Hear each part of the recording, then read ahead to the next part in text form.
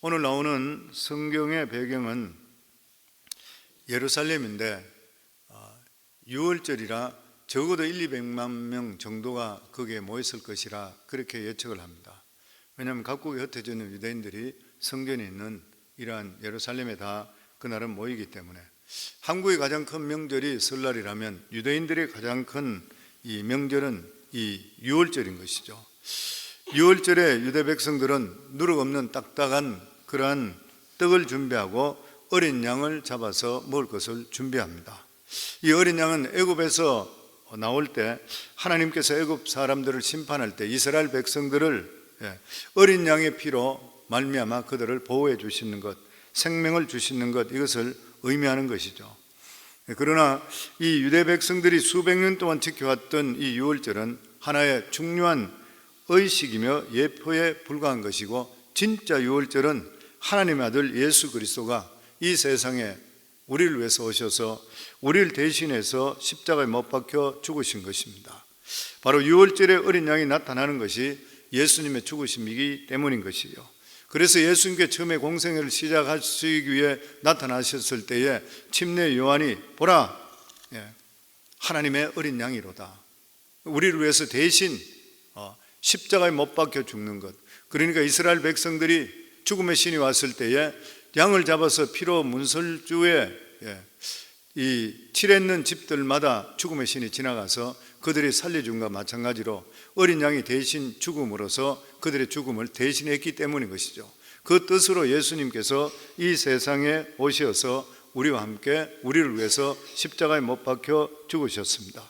그래서 예수님은 이 6월절 만찬을 제자들과 함께 나누심을 통해서 나중에라도 우리 믿는 자들이 예수 그리스도의 십자가의 죽음이 6월절 어린 양의 죽음이라는 것을 깨닫게 하시는 것이에요.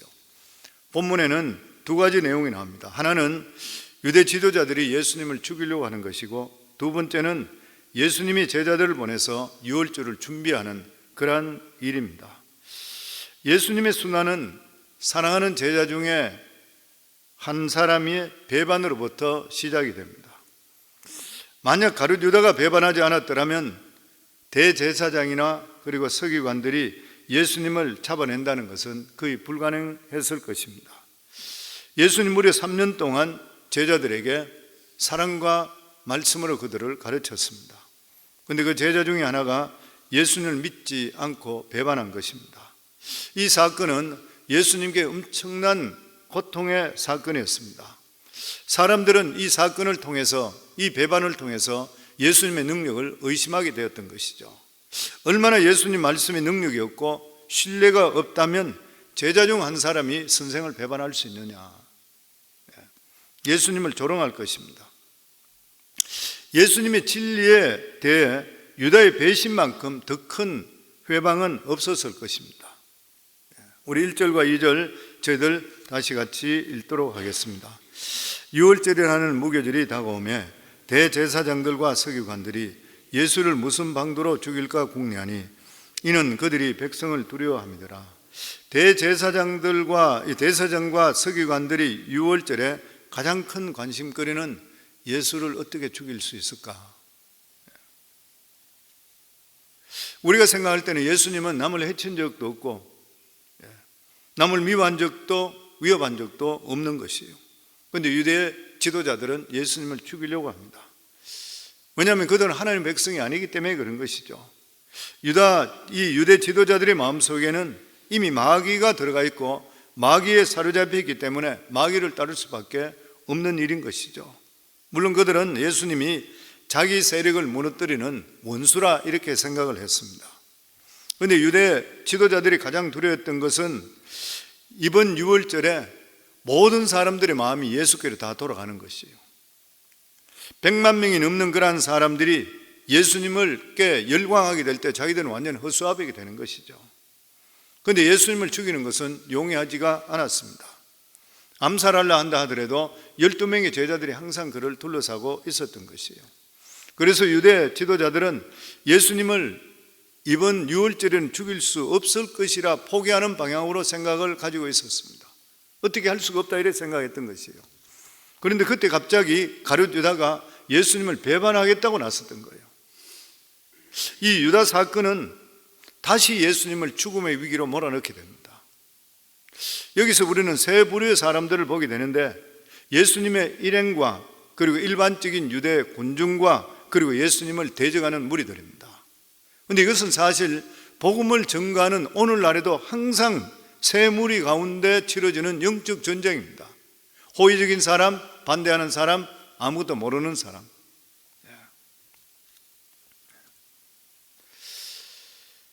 그래서 이런 일들은 우리가 우리 힘과 어떤 열심으로 되는 일이 아니라 오직 성령의 능력으로 이런 일이 가능하게 되는 것이고, 결국 오순절 다락방의 성령 강림함을 통해서 이들 무리 전체에게 성령 역사가 나타나게 되었던 것입니다.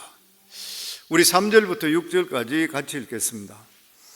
열둘 중에 하나인 가룟인이라 부르는 유다에게 사탄이 들어가니, 이에 유다가 대제사장들과 성전 경비 대장들에게 가서 예수를 넘겨줄 방도를 의논하며 그들이 기뻐하며 돈을 주기로 언약하는지라.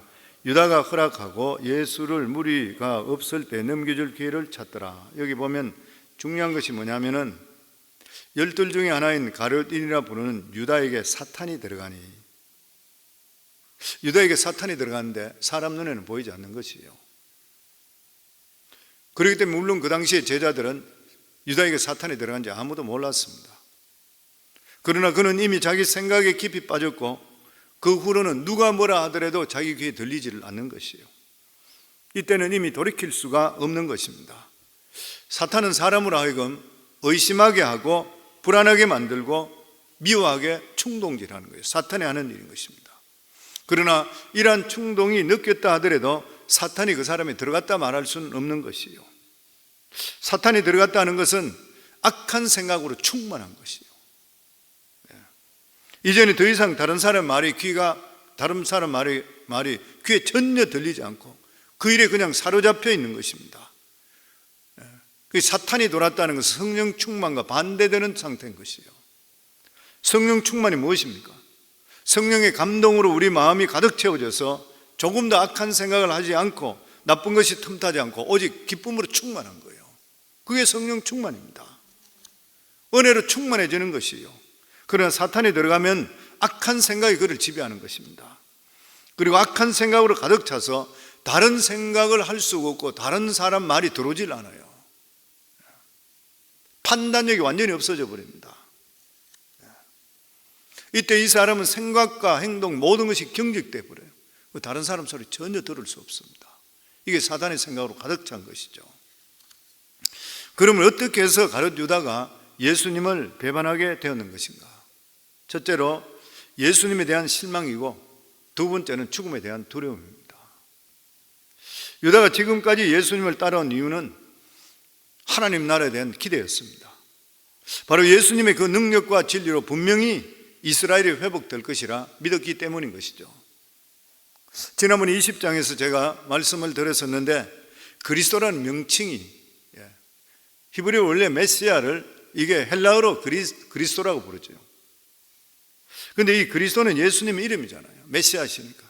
그런데 예수님 자신은 그리스도라고 자신이 임정을 하면서도 그리스도라는 호칭을 사용하시는 것을 꺼려하셨습니다. 그 이유가 뭐냐면은 그리스도라는 호칭에 대한 오해 때문이었습니다. 왜냐하면 예수님 그 당시 그리스도라는 호칭이 다윗의 자손이라 했으니까 다윗 같은 위대한 왕이 오셔서 이스라엘을 독립시켜 준다고 생각했던 거예요, 사람들이. 그래서 그 당시 그리스도라는 명칭은 거의 어떤 정치적인 지도자라는 의미로 사용되었기 때문에 이 표현을 예수님은 잘 사용하시지 않았습니다. 그 대신에 예수님은 인자라 그렇게 사용했습니다. 그래서 가룟 유다는 예수님께 기대했던 것은 영적인 이스라엘이 아니라 정치적인 유대 국가였습니다. 그런데 예수님이 죽음에 대한 것을 말씀하시고 죽음에 대한 결심을 이야기했는 거예요. 나는 이렇게 죽을 것이라. 그러니까 자기가 생각했던 기대가 산산조각으로 부서지게 되었던 것이에요. 예수님께 죽으시고 다시 부활하시고 하나님의 일을 완성한다는 것은 자기가 도저히 상상할 수 없었습니다. 아무리 예수님 말씀하더라도 자기는 이해할 수 없었던 것이죠. 결국 유다는 예수님에 대해서 실망하게 되었습니다. 뿐만 아니라 예수님 말씀대로 예수님께서 체포되어 사형당하게 된다면 3년 동안 따랐던 자기들 제자들도 같이 체포될 것이라 생각했던 거예요. 유다 역시 자기 역시 붙들려서 십자가에 못 박혀 죽든지 어떤 형식으로 죽을 것이라 이렇게 생각했어요. 너무나 분명하다 생각했어요. 그래서 자기가 죽음에 대해서 두려웠던 것이에요. 그래서 예수님을 배반함으로 죽음을 면해 보려고 했던 것입니다. 그러나 예수님 말씀대로 누구든지 나로 인하여 살려고 하면 죽을 것이요 죽으려 하면 살 것이라. 결국 유다는 죽기 싫어서 예수님을 배반했다가 12제자 중에 결국 혼자만 비참하게 죽었는 거예요. 유다는 눈에 보이는 현실만 바라보고 장차 있을 영광을 보지를 못했던 것입니다. 우리 신앙생활하는 것도 마찬가지입니다. 저희들 신앙생활에도 자기 자신이 살려고 해서는 안 돼요. 우리들은 항상 믿음 안에서 우리 자신을 항상 죽여야 돼요. 우리 자신들을 계속 죽이고 내 생각을 죽이고 하나님의 뜻을 따를 때에 우리 삶 속에 하나님의 크신 영광을 보게 되어 있는 것이요. 그래서 우리들은 죽을 각오를 하고 하나님 말씀에 순종하게 될 때 우리는 실제적으로 살게 되는 것이고 하나님의 영광을 우리가 보게 되어 있다는 것입니다. 예전에도 한 말씀 드렸는데 전에 연세대학교 총장이었던 박대선 박사 일정 시대 때는 대학교 나와서 학교 선생하는 고등학교 나와도 되지만 학교 선생하는 것이 최고라고 그래요. 한 달 봉급이 90원이었다 그래요. 최고로 많은 돈이었대요. 이 조선인으로서.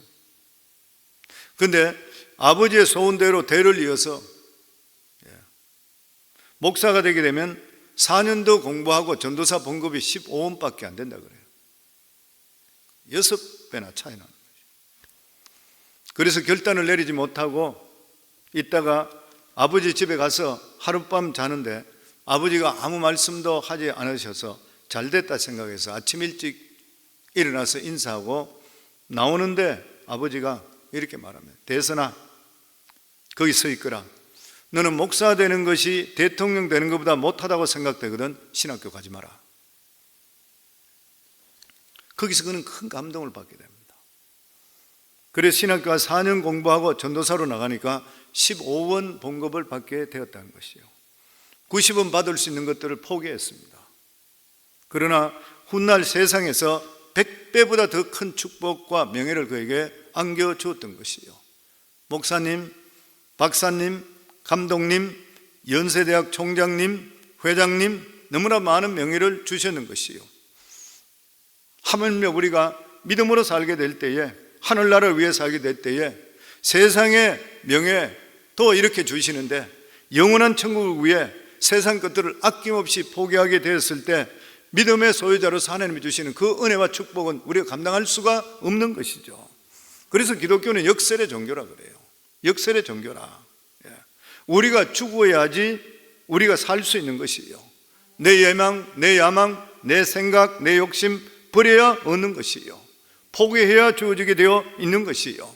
믿음 때문에 손해보게 될 때는 30배, 60배, 100배 이상의 유익을 받게 되어 있는 것이에요.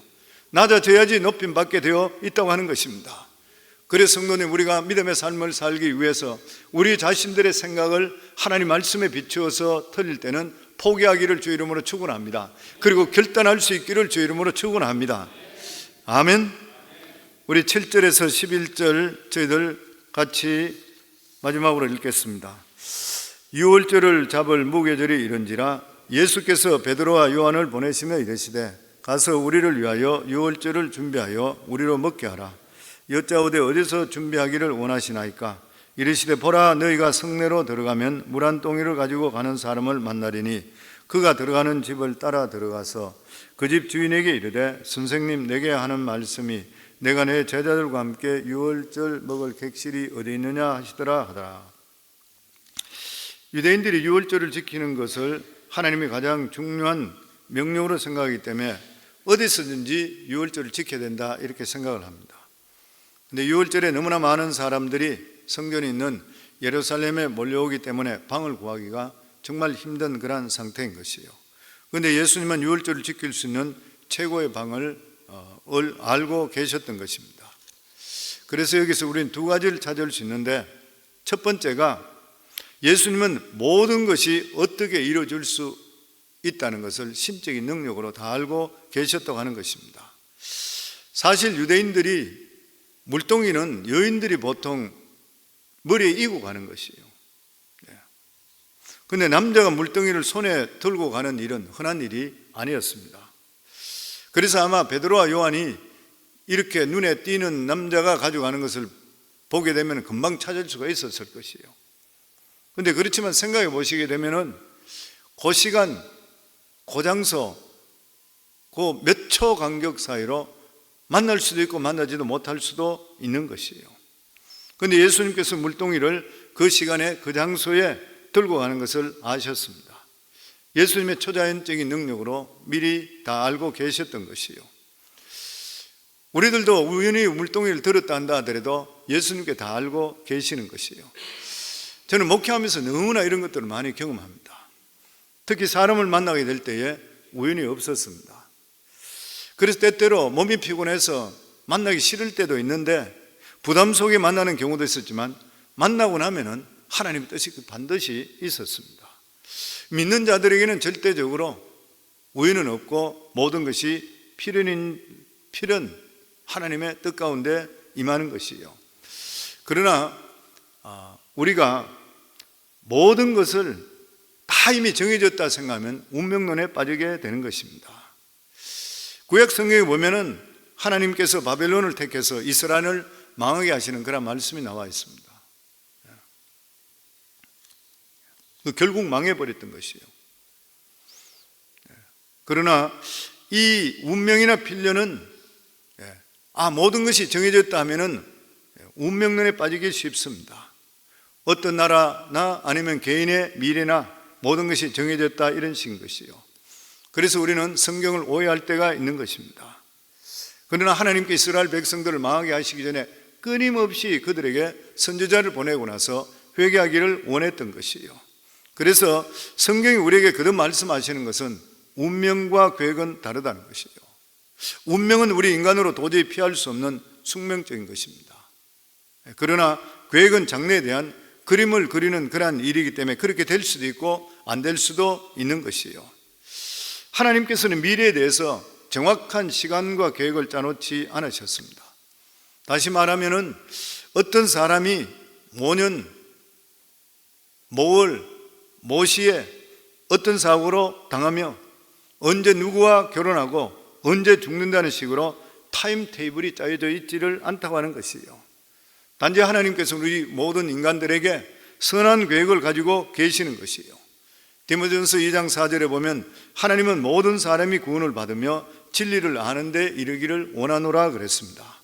인간은 끊임없이 부패하고 쉴 새 없이 멸망을 향해 달려가지만 하나님께 정하신 사람들은 반드시 구원해 주시고 만다는 그런 계획인 것이요. 그래서 우리는 기도해야 되는 것이고 말씀 안에 살아야 됩니다. 우리 삶 속에 기도하고 말씀하시게 될 때는 하나님의 선한 계획이 우리 속에 임하는 것이고 정해져있는 운명이라도 바뀌는 역사가 우리 속에 임하게 되어 있는 것이죠. 히스기야 왕은 우리가 잘 알고 있듯이 병으로 37세에 죽어야 됩니다. 그런데 하나님께서 그 기도 들으시고 15년 연장시켜서 52세까지 살았다고 하는 거예요. 아사 왕은 발에 병이 있는데 기도하지 않아서 죽었다 그랬습니다. 운명을 바꿀 수 있는 운명의 주인 대신 하나님께 우리가 기도하게 될 때 하나님께서 우리 운명을 바꿔주시고 현상의 상태도 바꿔줄 줄을 믿습니다. 하나님께서 우리를 사랑하시기 때문에 운명을 믿음으로 바꾸기를 원하고 계시는 것이요. 우리가 예수를 잘 믿게 될 때에 정해진 운명도 바뀌는 역사가 우리 삶 속에 임할 줄을 믿습니다. 예전에도 그런 이야기 들었죠. 실제로 책들이 많이 나왔는데 점쟁이들이 점이 안 나오는 사람이 예수 믿는 사람이라고 그러잖아요. 사주팔자를 뽑을 때에 이 사람은 분명히 병신이 돼야 되고 죽어야 되고 여러 가지 그런 게 나오는데 실제로 사람 만나볼 때 멀쩡한 거예요. 살아있고 몸도 건강하고 이상이 없는 거예요. 이상하다 했을 때 볼 때 다 예수 믿는 사람이래요. 그래서 실제로 책을 적은 적이 있잖아요. 보면 성도님들, 우리가 예수 믿는 것은 우리 운명을 바꾸는 역사가 나타납니다. 예수 믿지 않는 사람들은 그냥 운명대로 살아가지만 우리는 운명의 주인 되신 하나님을 믿기 때문에 하나님께서 우리에게 기도하고 말씀대로 살 때에 우리 삶의 운명이 바뀌는 역사, 하나님의 놀라운 역사가 우리 속에 임하게 되어 있는 것이요. 그래서 예수 믿는 사람은 절대로 절망하시면 안 돼요. 아멘. 그리고 두 번째로, 어떻게 그 집 주인이 예수님이 자기 다락방을 쓰실 줄 알고 비워 놓았냐 하는 것이에요. 다락방이 필요한데 그 집에 그 주인한테 이야기하라 그러니까 비워놨다가 그 방을 쓰게 만들으셨잖아요. 아마도 이 사람 마음속에 누군가가, 아니면 주님이 다락방을 쓸 것이라는 음성을 들었든지 아니면 감동을 받았을 것이에요. 그러니까 비워놨던 거예요. 어제는 저희 아내가 우리 교회 성도님 중에서 상담 요청이 있었습니다. 상담 요청이 있었는데 이분이 상담을 어떻게 요청했냐면, 어떤 결정을 하셔야 되는데 너무 번민 속에 결정을 못하는 분이에요. 하나님, 일을 어떻게 하면 좋습니까? 내가 어느 쪽으로 방향 정할까? 이렇게 하다가 그러면서 그냥 깜빡 그저 잠이 들었는데 꿈속에서 음성이 들리는 거예요.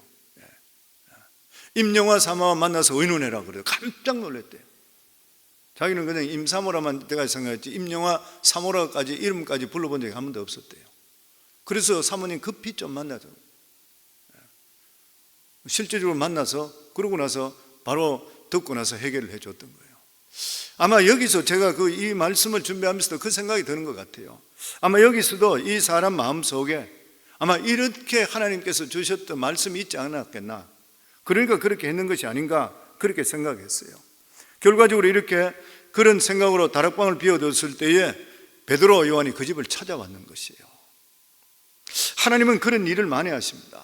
양쪽에 감동을 주시는 것이에요. 어떤 사람은 찾아가게 하시고 어떤 사람은 준비하게 하십니다. 그리고 모든 것이 정확하게 맞아떨어지게 하는 것이에요. 하나님은 우리 일에 함께 하신다는 강한 확신을 갖게 만드는 것이에요. 그 어떤 일을 할 때 양쪽이 같은 감동을 받고 응답받아야 바로 응답이 됩니다. 결혼도 마찬가지잖아요. 총각이 처녀를 좋아해가지고 교회에서도 보고, 하나님께서 당신 나하고 결혼하라 그러더라, 응답받았다 그러는데 상대편은 전혀 아닌데. 예전에 우리 교회도 그런 일이 있었어요. 처녀 총각 문제는 아니고 어느 분이 가게를 될 일을 하고 있는 분한테 가서 내가 기도하는데 하나님께서 나를 당신 가게에 일하라 그러더라 그러는 거예요. 그래서 이분이 고민이 막 돼가지고 상담해 왔어. 이 가게 하는 주인이 자기는 저 사람이 전혀 아닌데 저 사람 응답받다가 나 어떻게 하면 좋습니까? 그래서 그거는 자기 착각이라고 그랬어요. 응답은 그 집에 가서 일하는 게 응답이면 나도 그런 마음이 들고 주인도 마음속에 저 사람이면 좋겠다는 마음이 들고 있는데 이야기 들 때 들으면 상방이 똑같으면 그게 기도 응답이잖아요. 나는 하고 싶은데 상대편이 아니면 그건 착각인 것이죠. 사람들이 착각 속에 살 때가 많습니다. 그렇다고 믿음 있다고 얼마나 강조하는지 몰라요. 그 사람은 올바른 믿음이 될 수가 없는 일인 것이죠.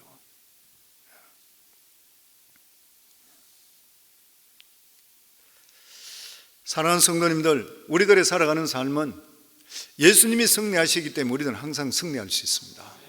모든 일에 그렇습니다. 그리고 죽을 각오로 하나님 말씀에 한번 순종 한번 해보세요. 그 후에 하나님이 주시는 영광은 우리가 상상할 수 없는 것이죠. 그리고 항상 생각하셔야 돼요. 믿음 안에 있으면 우리 운명은 바뀔 수 있다. 믿음 안에 있으면 절망이 절대 있을 수가 없다. 기도하면 되는 것이라. 그리고 우리가 예수 믿는다는 자체가 운명이 바뀐 것입니다. 더더욱이나 우리가 믿음 안에 온전히 있을 때는 우리 삶 속에 능치 못하시면 하나님의 능력이 우리 속에 임하게 되는 것을 믿으셔야 되는 것이에요.